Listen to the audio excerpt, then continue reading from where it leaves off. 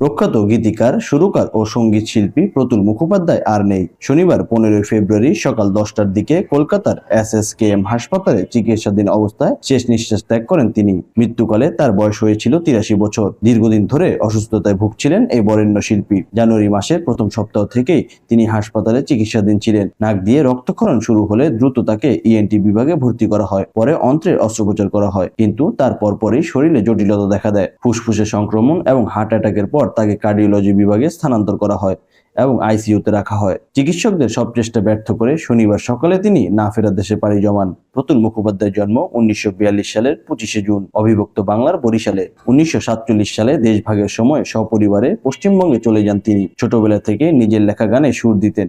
নিয়ম মেনে কোনোদিনই গান শেখেননি, তবে গানের প্রতি তার ভালোবাসা ছিল আজীবন। তিনি মূলত গণসঙ্গীতের জন্য বিখ্যাত ছিলেন। তার কণ্ঠে আমি বাংলায় গান গাই গানটি ব্যাপক জনপ্রিয়তা লাভ করে এবং বাঙালিদের আবেগের সঙ্গে মিশে যায়। এছাড়াও ডিঙ্গা ভাষার সাগরে, লড়াই করো লড়াই, যতদিন না বিজয়ী হও, বন্ধু তোমার লাল টুকটুকে, স্বপ্ন বেচনা, এসব গানও শ্রোতাদের মনে গভীর দাগ কেটেছে। প্রতুল মুখোপাধ্যায়ের প্রথম অ্যালবাম পাথরে পাথরে নাচে আগুন 1988 সালে প্রকাশিত হয়। এরপর একক অ্যালবাম যেতে হবে ও ভোর 2022 সালে প্রকাশিত হয়। তিনি চলচ্চিত্রে গানেও কাজ করেছেন। খোসাই বাগানের ভূত ছবিতে প্লেব্যাক করেছিলেন, যা শ্রোতাদের বেশ প্রশংসা কুড়িয়েছিল।